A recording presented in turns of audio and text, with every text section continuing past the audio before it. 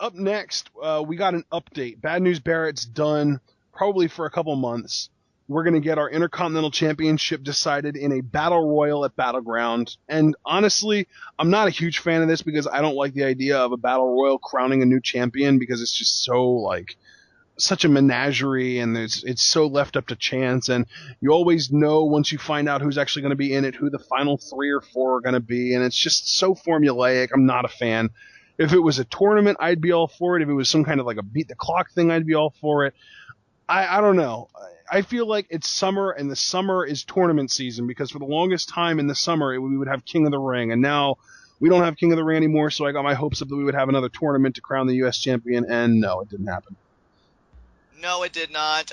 I'm excited for the Battle Royal, but dude, I totally get where you're coming from because I feel like it really helped the stock of the Intercontinental Championship when Big E was champion, having Bad News Barrett become the #1 contender through a tournament and then going all the way to win the championship, because that to me makes somebody look like an absolute boss. When you Right. go through all that and then you come through in the end and you win the gold, I cannot tell you, dude, much like Dolph Ziggler, how much my heart is breaking for Barrett right now that when he had all the momentum in the world, he gets injured.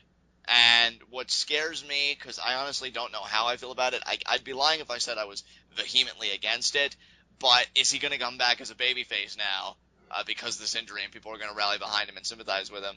Or is he going to keep consistent with the heel demeanor and just delivering bad news to everybody and making everybody miserable?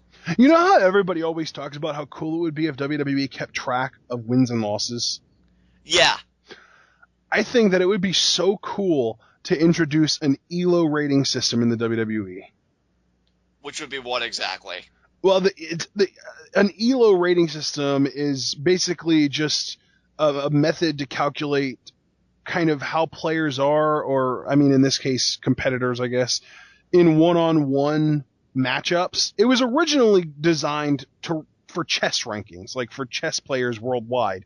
But now it's gotten used for freaking video games and the MLB and the Olympics. It's used for everything nowadays. It's like the hottest trend in keeping track of who's better than who. And I think that it would be awesome if they introduced that in the WWE, because then in this situation, they would be able to go right to the ELO and be like, oh, this guy is the best. He needs to beat the second best in order to prove that he's really the best. And then we're going to give whoever wins that match the championship, rather than tournament or battle royal or everything that I already listed.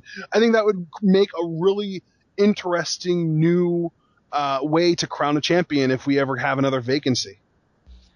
Interesting system, actually. I always thought that WWE should do something similar to that because I don't know, I believe you're aware, but on their website, WWE.com, they always run every weekend the Power 25 rankings.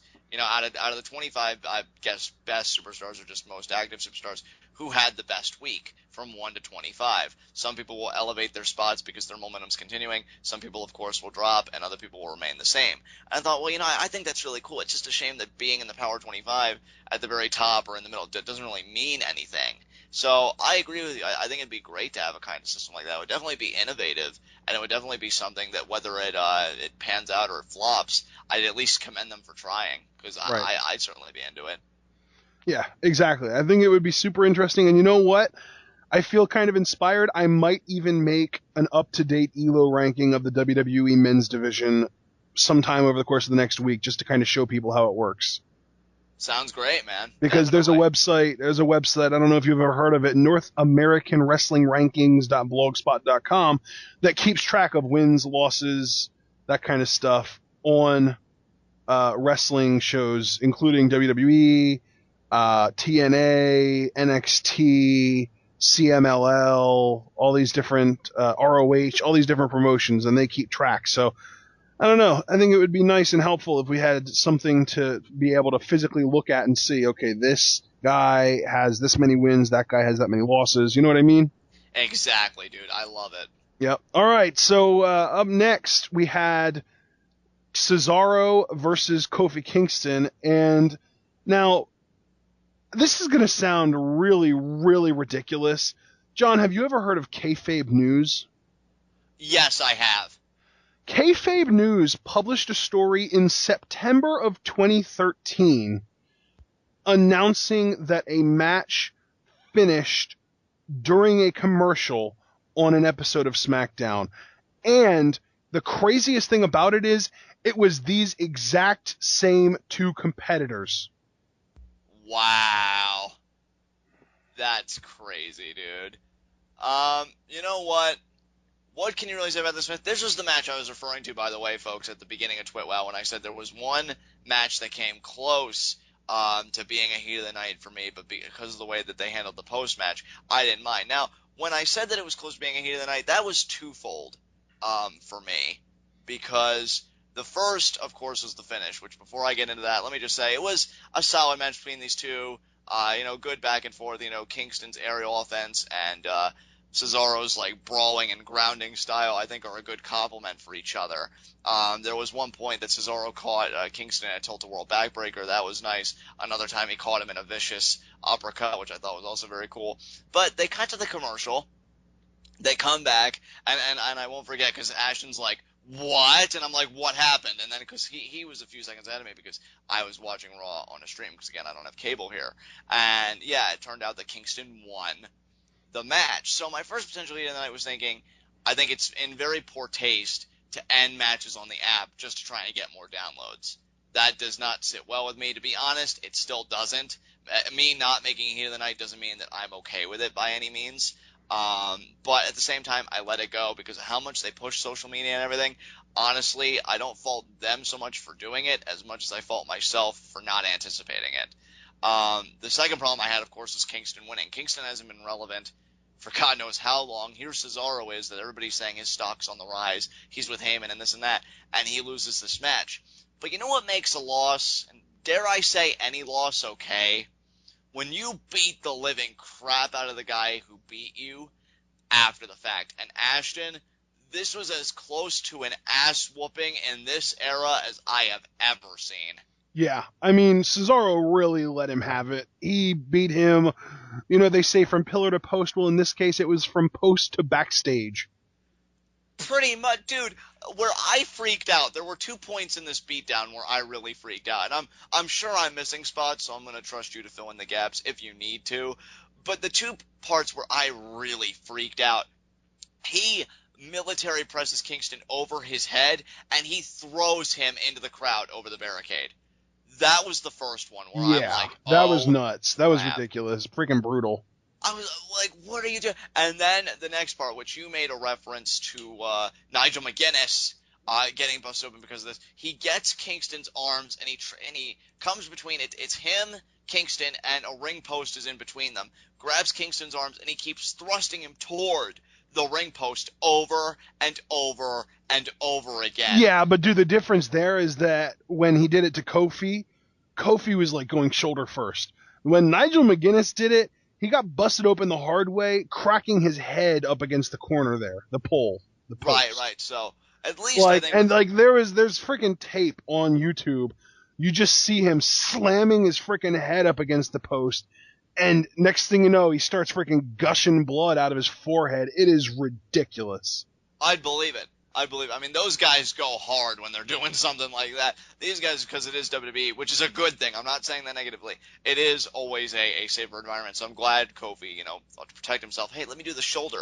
And it makes more sense anyway, because Cesaro was just really grabbing the arms and working that over. No, he beat the tar out of Kofi Kingston. I loved it. That's why I didn't really have any qualms in the end with Kingston winning, because you know what people are going to remember and reflect on? That beatdown. And I'm going to say this right now, both as a fan and just from an objective point of view, I do think Cesaro is one of the favorites in that Battle Royal at Battleground. Yeah. In fact, really, I mean, I don't want to be that presumptuous, and anything can change between now and our preview and predictions video for Battleground, but I'd be surprised if people didn't consider Cesaro just the favorite, period, because Heyman always touts how he won the very first Andre the Giant Memorial Battle Royal, so he's in his element here. Right, so it at this point, the thing is, it doesn't matter who you put in this match. If it's the Big Show, if it's Mark Henry, if it's Kane, it does not matter who is in this match. Cesaro is the favorite to win.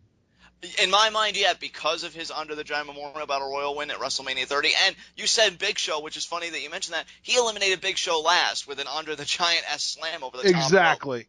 Yeah, nobody matters. Cesaro's the favorite to me right now. Yep. No doubt about it. Yeah. Cesaro just destroys Kofi Kingston here. And yes, for those of you wondering, yeah, this frickin' match ended in the commercial. And just to recap the KayfabeNews article that came out September 29th, 2013, the title, Wrestling Match Ends During Commercial Break. Fans watched a televised broadcast of a professional wrestling were disappointed Friday when, in an unprecedented turn of events, an exciting match came to an end during a commercial break. When WWE SmackDown program went to commercial, Kofi Kingston had just performed a diving attack out of the ring to Antonio Cesaro, leaving both men crumpled on the ringside floor. Although Michael Cole had urged fans to stay tuned because the match continues after this short break, the bout came to a surprising end just moments later when Kingston won by countout.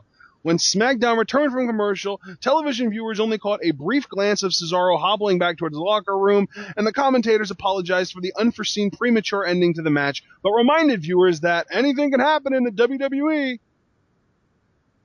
September 29th, 2013. Yeah, that's crazy. That might be the eeriest thing I've ever read. Yeah, definitely. You want to talk about premonitions? Holy crap. I would agree with that. That's nuts, man, that they called it like that just a year, pretty much close to a year before that. That's nuts.